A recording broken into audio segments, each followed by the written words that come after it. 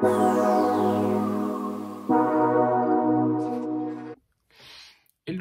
j'espère que vous allez bien. On se retrouve en ce mercredi 6 mars pour faire un petit point hebdo comme d'hab sur mes lectures, etc. La semaine dernière, je vous avais quitté. J'allais commencer Antarcticas. Je l'avais à peine commencé, je crois que j'avais lu une page ou deux. Je l'ai terminé aujourd'hui, donc c'est de Étienne Kunge aux éditions Critiques. Un roman, toutefois bien dense, hein, il faisait plus de 600 pages. Et comme d'hab avec Critique, on a de quoi lire. Hein. C'était bien dense, c'était efficace. On est en 2050, on va suivre différents personnages. En gros, c'est la merde, hein. On a épuisé quasiment toutes nos ressources, voilà, hein, toutes les ressources dont on a besoin pour vivre. Et il y a un endroit qui est une mine d'or au niveau ressources et qu'on n'a pas été encore fouillé, c'est l'Antarctique. Donc, va y avoir ce qu'on appelle la coop, donc c'est le rassemblement de tous les pays européens et américains, de mes souvenirs, qui vont devoir statuer, est-ce qu'on va aller fouiller, est-ce qu'on va aller piller tout ce qui se passe en Antarctique ou est-ce qu'on peut encore attendre un peu? Évidemment, il y a une légende qui traîne comme quoi les ressources qu'il y a en Antarctique permettraient à l'humanité de vivre encore un siècle entier. Et en parallèle, on va suivre des personnes qui vivent en Antarctique, qui eux ont leur propre vie, leur propre communauté, leur propre culture, et qui sont un peu dans l'attente de qu'est-ce que ça va donner cette coop. Est-ce qu'ils vont devoir être chassés de chez eux? Est-ce qu'ils vont devoir accepter de tous les immigrés, etc. Et encore une fois, en parallèle, on va suivre un jeune homme qui s'appelle Jérémy, qui lui va fuir. Il est en Antarctique dans un laboratoire et il va devoir fuir parce que il est traqué par des inconnus pour une technologie qu'il a créée et qui pourrait changer la face de l'humanité. J'ai beaucoup aimé ce roman, c'est assez long à se mettre en place. Le fait qu'on soit un peu à droite à gauche permet un peu, ouais, on sait pas trop où on va, on est un peu éparpillé, on n'a pas tous les éléments, on a beaucoup de personnages, on est vraiment propulsé dans le monde entier. Ce que j'ai beaucoup aimé de ce titre, c'est qu'Étienne Kunge, il a une vision assez déprimante de notre futur. Elle n'est pas du tout nuancée, assez déprimante un peu de nos politiciens, de la manière dont c'est fait, dont le monde tourne. Et je dois vous avouer que j'ai pas sauté de joie tout le long du roman, hein. Perso, j'ai pas l'intention de vivre jusqu'en 2050. J'ai calculé, ça me fait 53 ans. Franchement, si l'avenir se dirige comme on est là, ça pue pour nos gueules. Comme d'hab, hein, les riches ont tous les pouvoirs. Il y a vraiment, ouais, la société est vraiment horrible. Et pire, c'est que nous, êtres humains normaux, acceptons de continuer à être des moutons. Donc ouais, c'est pas très très joyeux. J'ai pas ri. j'ai pas eu de moment de joie dans ce roman. Et ça a été ça tout le long, quoi. J'ai vraiment eu un sentiment de déprime, et un sentiment de déprime, et qui, voilà, j'ai envie de savoir la suite. J'avais envie de savoir, est-ce que l'humanité allait rebondir, est-ce qu'on allait se réveiller, est-ce qu'on allait un peu comment ça allait avancer au niveau du monde. Et je vous laisserai découvrir par vous-même. Mais ouais, j'ai beaucoup aimé. C'est très dense par contre. Je crois que j'ai mis un bon moment à le lire parce que c'était très dense. Je voulais tout comprendre, savoir à peu près tous les enjeux. Ouais, c'était très bien. J'ai beaucoup aimé la densité, ça me fait du bien. Même si clairement, pas de joie de vivre, hein. Je pense que ça va être le terme, pas la joie de vivre.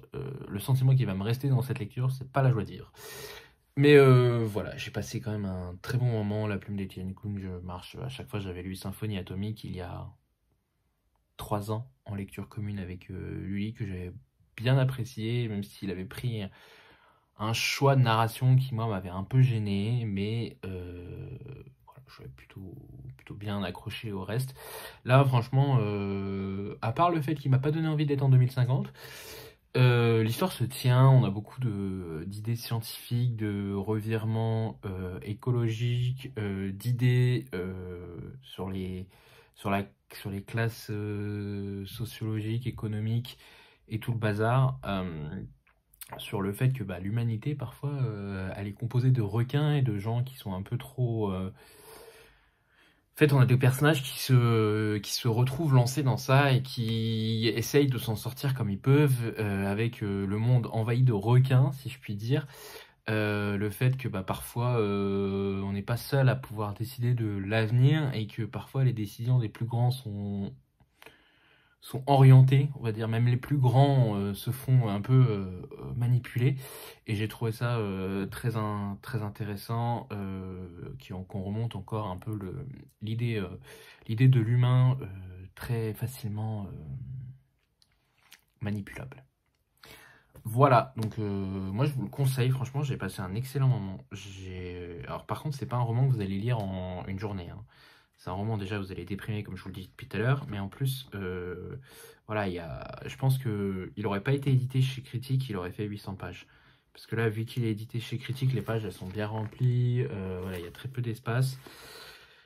Ouais, il y a très peu de pages blanches et bah, je suis dingue. Avant, il était édité chez Rivière Blanche, je crois, dans mes souvenirs.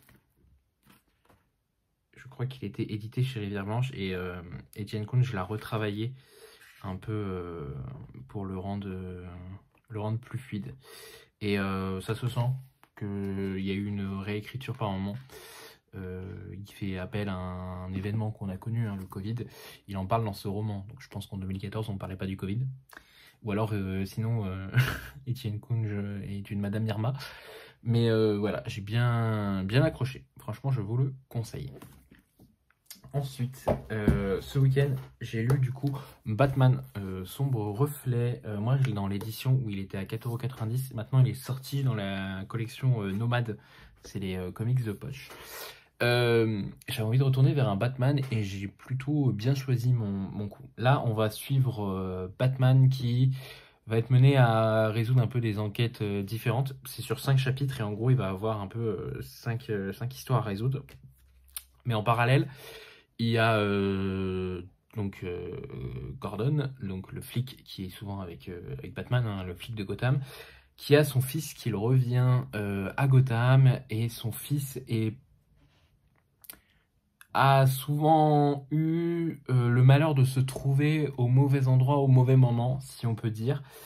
Et là, évidemment, il revient et, comme par hasard, il se retrouve encore parfois au mauvais endroit au mauvais moment. Et on va suivre aussi Barbara Gordon qui est persuadée que bah non, c'est pas la faute à pas de chance, son frère est un psychopathe, il faut l'arrêter.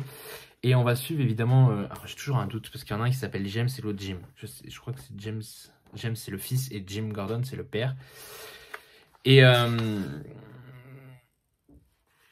commissaire Gordon, voilà, pour vous montrer un peu une idée d'une planche. Et le père, il y a vraiment tout le dilemme de savoir est-ce que son fils est vraiment maléfique. Mais il y a le flic qui tranche en mode oui, mon fils est psychopathe. Et il y a le côté paternel qui a envie de croire qu'on n'a pas fait, enfin, on n'a pas échoué. Son fils c'est quelqu'un de bien, pourquoi son fils serait quelqu'un de mauvais alors que lui il a la justice dans la peau, etc. Donc il est toujours un peu dans le...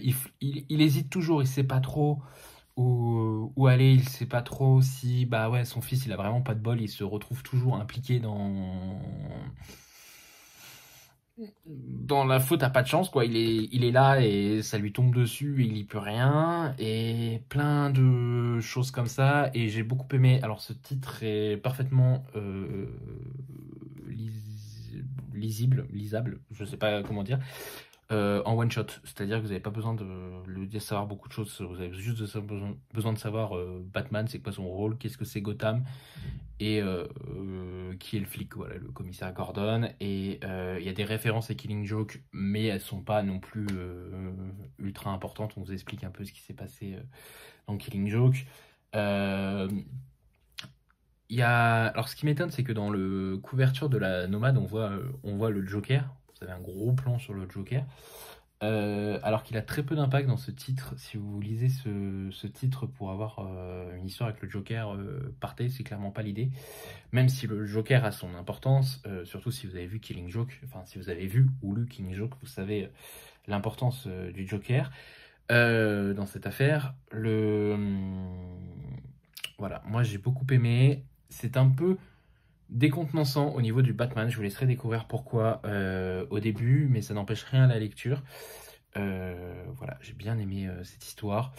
Le Batman côté vraiment en détective, c'est très chouette. J'avais très envie de le retrouver un peu en détective et là on l'a parce qu'il va être amené sur les 5 chapitres à mener différentes enquêtes et quand le comics va vraiment s'emballer au niveau de son histoire de fond avec la famille Gordon, bah, ça devient ultra intéressant, ça devient ultra fluide.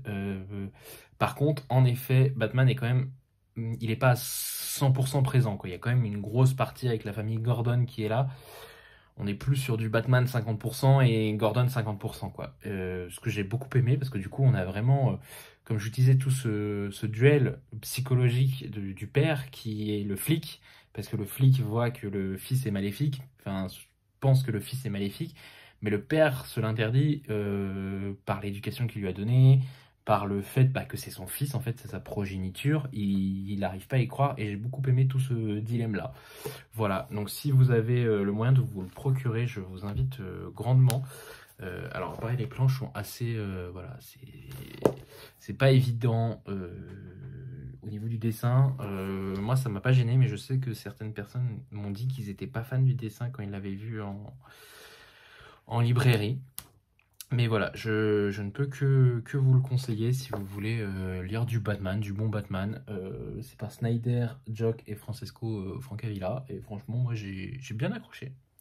J'ai plutôt bien accroché et ça m'a fait du bien. Et ça m'a donné envie de redécouvrir encore du Batman assez rapidement. Ensuite, et ben je fais depuis le début mars, j'avais prévu de le faire sur tout le mois, donc j'y vais. Je lis mon intégrale de Franck Tillier, là, le syndrome E, Gattaca, Atom K, aux éditions Pocket. Je le lis en lecture commune avec Lully. Lully avait déjà lu le syndrome E et elle l'a relu. Elle le fait en audio quand elle va au boulot. Et là, elle est actuellement dans Gattaca. Moi, je suis encore dans le syndrome E. Il me reste une 60aine de pages. J'ai plutôt bien avancé aujourd'hui parce que j'étais en congé. Donc, j'en ai profité pour vraiment l'avancer au maximum. Syndrome E, on va retrouver Lucie Nebel et Franck Charcot. Ils vont se rencontrer dans cette histoire. Ils vont devoir mener une enquête sur une cassette vidéo qui a eu la particularité de rendre sa victime aveugle. Alors moi, ça me fait beaucoup penser à The Ring au début, le speech, quoi. Le gars qui regarde la cassette et qui finit aveugle. On dirait un peu The Ring, c'est le gars qui regarde la cassette et 7 jours plus tard, il est mort, quoi. Donc j'ai pensé à ça au début et en fait l'enquête va un peu plus loin. Après, on en apprend beaucoup plus de choses. J'aime beaucoup à chaque fois que Franck Tillier, je trouve qu'il met beaucoup de science dans ses romans. Et c'est très intéressant, très efficace. Il y a une chose qui est dite dans ce roman et que j'étais pas au courant. Et lui, il m'a confirmé en mode si, ça se savait, on l'a au niveau. Voilà, on l'avait appris. Je veux pas trop vous en dire. Donc du coup, bah. Comme d'hab, encore une fois, pas très confiance dans le monde. Encore, voilà, hein, j'ai dit à Lully, je crois que mars va être le mois de la déprime pour moi, parce que là, je me tape des lectures pas dingues. Enfin, pas dingues, en mode, à la fin, ça fait, je finis pas Youpla Louboum, hein, voilà. Donc, pour ce titre, ouais, il me reste une 60aine de pages et j'aurai fini le syndrome E, et je pourrai attaquer Gattaca. Voilà, c'est l'objectif, le lire sur tout le mois. On est le 6, il y a 30 jours en mars. Je suis plutôt toujours bien dans les cordes, hein, parce que si je le fais sur tout le mois, je peux lire sur 30 jours 3 tomes, donc ça fait 10 jours par tome et je suis toujours plutôt dans les cordes. Voilà, j'ai galéré à faire ma phrase, mais j'y suis arrivé. Donc, Franck Tillier, le syndrome E, bientôt fini. Et c'est plutôt positif. J'avoue que quand j'avais attaqué celui-là, j'étais un peu en mode... C'est la dernière chance que je donne à Franck Tillier sur sa saga Charcot et Nebel, parce que j'avais été assez déçu de Deuil de Miel. de Charcot, et sur la mémoire fantôme, j'avais eu du mal avec le personnage de Lucie. Et c'est ce que je disais à Lully, c'est que je trouve que là, il s'est plutôt bien rattrapé sur le personnage de Lucie. Et que j'ai l'impression qu'en fait, la mémoire fantôme, c'est pas lui qui a écrit les passages de Lucie où elle était hyper sexualisée et tout. Parce que là, j'ai l'impression d'avoir retrouvé la Lucie de la Chambre des Morts. Donc voilà, à voir ce que ça va donner par la suite. Mais en tout cas, j'aime beaucoup tout ce qui est science. Alors que dans la mémoire fantôme, il avait mis beaucoup de science aussi. Et c'était très intéressant. Mais comme j'avais dit sur la mémoire fantôme, j'avais vraiment comme seul reproche la sexualisation, l'hypersexualisation de Lucie dans la mémoire fantôme. Et là, je trouve que ça va mieux. J'ai quand même un peu de mal avec le personnage de Charcot. Ouais. À voir par la suite. Mais c'est vrai que j'ai un peu de mal avec le personnage de Charcot qui est le flic gueule cassée. Ouais, le flic déprimant, quoi. Le flic en détresse physique, psychologique et tout. Moi, ça me... J'accroche pas à ce personnage trop borderline. Ce flic trop borderline, je préfère clairement Servaz à ce niveau-là. À voir si par la suite ça va mieux. Mais c'est vrai que du coup, l'enquête me plaît. Le personnage de Lucie Annabelle me plaît. Je grince toujours un peu les dents avec le personnage de Charcot. Mais ça n'est que mon avis. Et enfin, je voulais le commencer là depuis un certain temps, mais j'ai eu un rythme de lecture pas ouf. Je vais partir du coup après dans La Servante Écarlate. Là, j'essaie de finir assez rapidement la Syndrome E pour pouvoir débriefer avec lui et commencer Gattaca. Mais après, je partirai dans La Servante Écarlate de Margaret Atwood, The Handmaid's Tale. J'ai lancé une lecture commune sur Insta. On est 5-6 personnes dans la lecture. On va tous quasiment le commencer. Là, il y en a certains qui ont déjà commencé en début de semaine. Et là, il y en a qui ont le commencé aujourd'hui. On est sur la nouvelle traduction du Pavillon Poche de Robert Laffont, traduction qui date de... Pouf, pouf, pouf. Alors c'est de Michel Albaret Match et la traduction date de 2020. Il faut savoir que moi je l'avais déjà lu pendant la période du Covid, La Servante Écarlate, donc ça va être une relecture. J'ai très envie de voir ce que ça va donner et j'aime beaucoup parce que je trouve que c'est vachement aéré cette édition. Je pense que ça peut aider à le lire, sachant que j'aimerais après, enfin pas ce mois-ci, mais j'avais noté peut-être en mai, lire les Testaments, donc la suite de La Servante Écarlate, à voir ce que ça donne. Je vais pas vous résumer à nouveau La Servante Écarlate, je vous l'ai déjà résumé la semaine dernière, mais j'ai très hâte de y retourner. Et ensuite, pour ce week-end, ça va me permettre d'enchaîner sur les achats. Je vais lire le City Hunter tome 8 de Tsukasa Ojo. Je sais même pas si je vous en ai parlé la semaine dernière comme achat. Je sais plus. Mais le City Hunter de Tsukasa Ojo, donc le tome 8 qu'on va lire en lecture commune avec lui ce week-end. Comme d'hab, une bulle de fraîcheur. Nicky Larson, City Hunter, tout ça, vous connaissez. Ensuite, je vous disais que ça va me permettre d'enchaîner sur les achats parce que ce week-end, je suis allé à Gibert pour récupérer, pas pour vendre, parce que je voulais voir en fait s'ils avaient des nouveaux mangas et s'ils avaient fait du stock de mangas d'occasion et ça a été le cas. Vous savez, je me balade, je sais pas si vous avez vu parce que si vous me suivez sur Insta, j'avais publié une photo. En fait, j'ai un papier dans mon portefeuille où je note toutes les sagas que j'ai en cours de manga et que j'aimerais continuer. Voir / terminer, enfin continuer et terminer du coup, et donc il me manque des tomes dedans, et vu que dans ma librairie et dans mon Gilbert Joseph, le réseau c'est, voilà, je pouvais pas le mettre sur internet, donc j'ai une petite feuille de papier où j'ai noté tous les titres qu'il me manquaient. Donc j'ai trouvé le tome 5 et le tome 18 de Slam Dunk dans cette édition de Kana qui est sortie il n'y a pas longtemps. Ils vont déjà sortir une nouvelle édition, mais moi je vais continuer en celle-là. Il n'y a pas une grande marge au niveau des prix, mais au moins je les ai. J'avais les 4 premiers tomes et voilà, maintenant j'ai le tome 5 et 18. Slam Dunk, c'est on va suivre un personnage qui était un grand caïd et en fait il va tomber amoureux d'une fille qui est fan de basket et donc du coup il va se mettre au basket et c'est Anashi Sakuragi. Voilà, donc c'est un peu le résumé du départ, mais c'est tout ce que j'en sais pas grand chose. Je sais que c'était un des tauliers des mangas de sport, Donc à voir ce que ça va donner. Un jour je les relirai, surtout les premiers tomes, parce que les premiers tomes je les ai lus il y a pas mal de temps. Mais là je les relirai quand j'en aurai un peu plus dans ma palle. Ensuite j'ai trouvé le tome 2, 3, 9, 12, 17 et 18 de Blue Lock. Donc Blue Lock, j'avais lu le premier tome que j'avais eu aux 48 heures de la BD l'année dernière. Et j'avais pas continué parce que j'avais vu l'animé que j'avais beaucoup aimé. En gros, on est un peu dans le Battle Royale du football.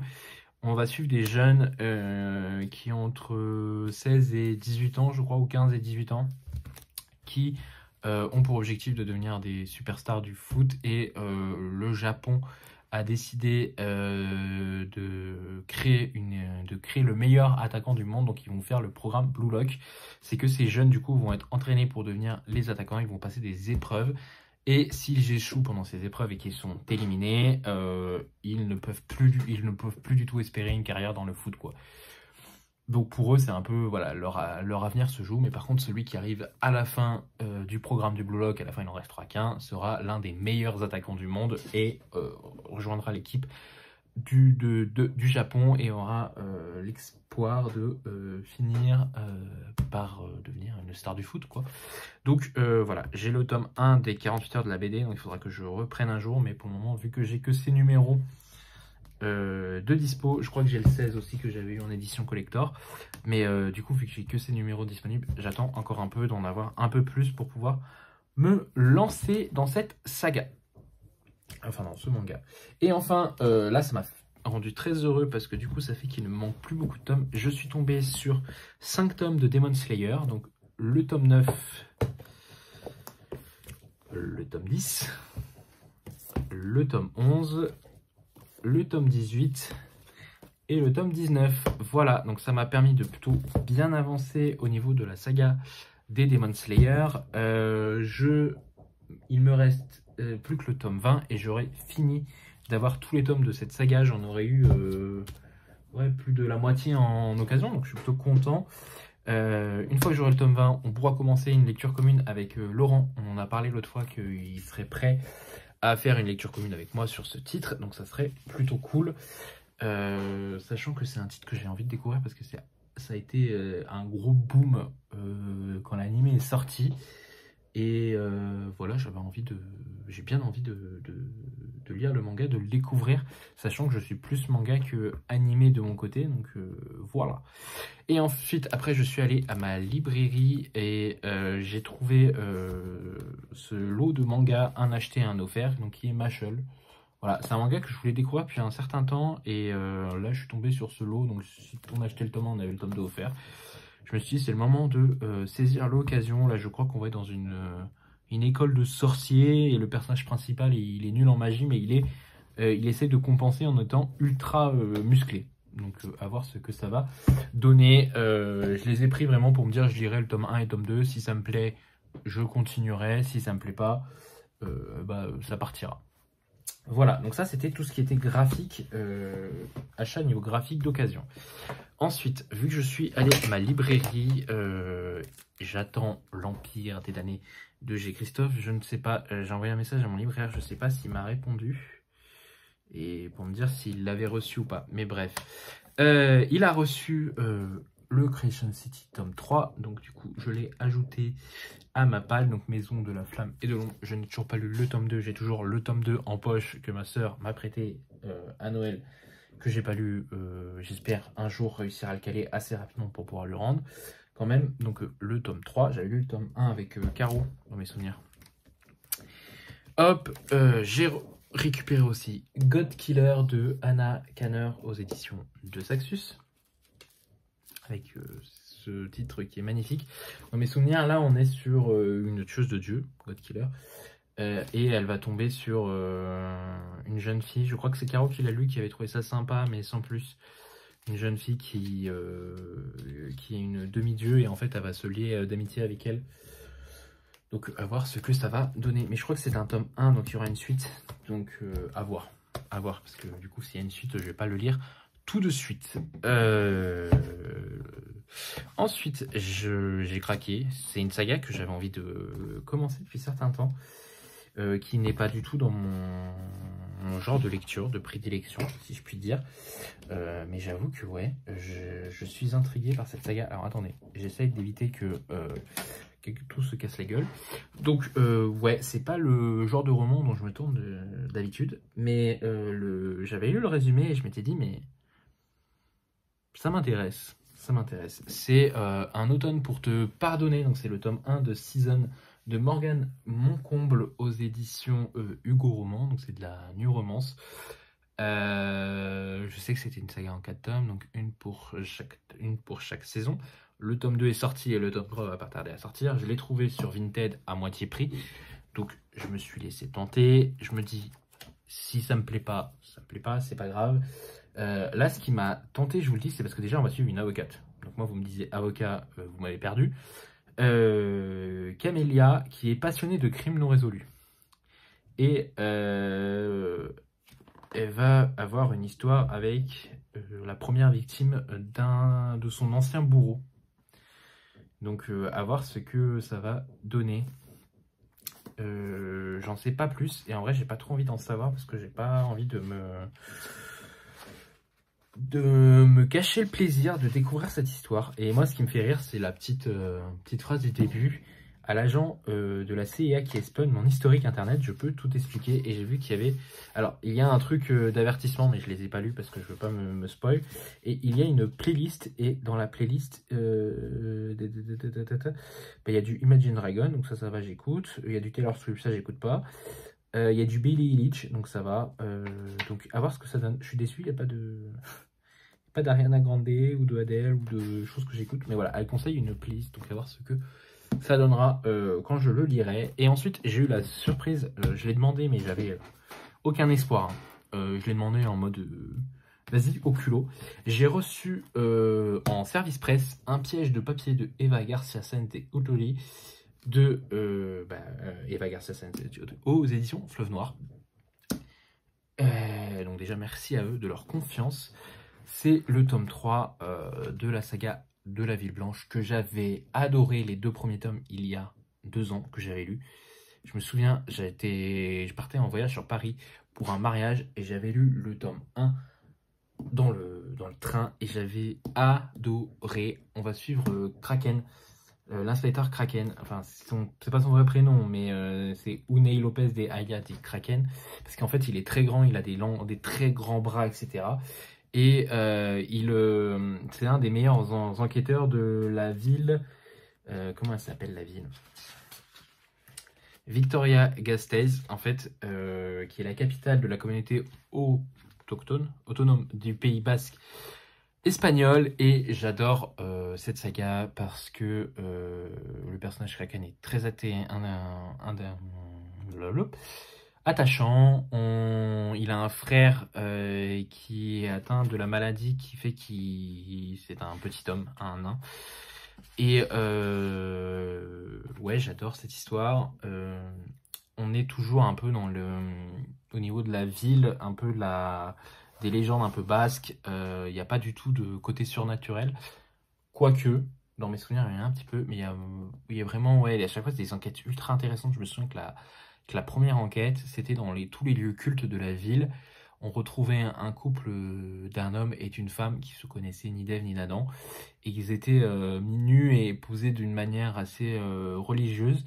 Et dans le tome 2, on va revenir sur le passé de Kraken parce que on va retrouver le corps de son premier amour pendu, enceinte et avec la tête dans une sorte de chaudron. Et ouais, j'avais adoré les 2 premiers tomes. Et là, ce 3e et le dernier de la trilogie, j'attendais qu'ils l'éditent. Je pensais qu'ils allaient l'éditer l'année dernière. Et l'année dernière, ils ont édité un autre titre de cette autrice. Et là, ils l'ont enfin édité. Donc, hâte de voir ce que ça donne. Et dans mes souvenirs, en gros, on a un roman historique qui a eu une super vente. Ouais, il a été super bien réussi. Et ensuite, on va suivre Kraken qui va devoir enquêter sur une série de meurtres qui s'inspire du roman qui a été super bien vendu. Donc, à voir ce que ça donne.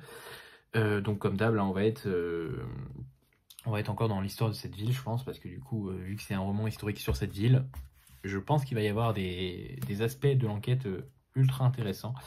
Qu'est-ce que ça se lisait bien, j'ai hâte de le lire, de le découvrir. Le pire, c'est que je savais même pas qu'il était sorti, parce qu'il est sorti le 15 février. Et c'est à un moment, je traînais sur Insta et d'un coup, je vois le tome 1 et le tome 2 que j'avais aimé. Je fais, tiens, c'est bizarre, pourquoi ils remettent en avant le tome 1 et le tome 2 Fleuve? Et là, je vois qu'ils annonçaient la sortie du tome 3. Donc, je me dis qu'ils ne tentent rien à rien. Je demande le tome 3 en service presse et je le reçois. Donc, j'ai très très hâte de le lire. Je pense qu'il va être dans ma palle d'avril celui-là, parce que vraiment, il me donne énormément envie en même temps que le MJ Harley. Là, ces deux services presse, je pense que je vais les lire en avril parce qu'ils me font grave envie. Ce qui fait que du coup, je lirai aussi sûrement le Lucia tome 2 en avril parce que le Lucia tome 2 me donne ultra envie aussi de Bernard Minier. Donc voilà. J'ai encore prévu d'acheter des livres, quoi. Parce que le Lucia tome 2, je l'ai pas. Mais bref, voilà, c'était tout pour celui-là. Il était assez long ce book hebdo.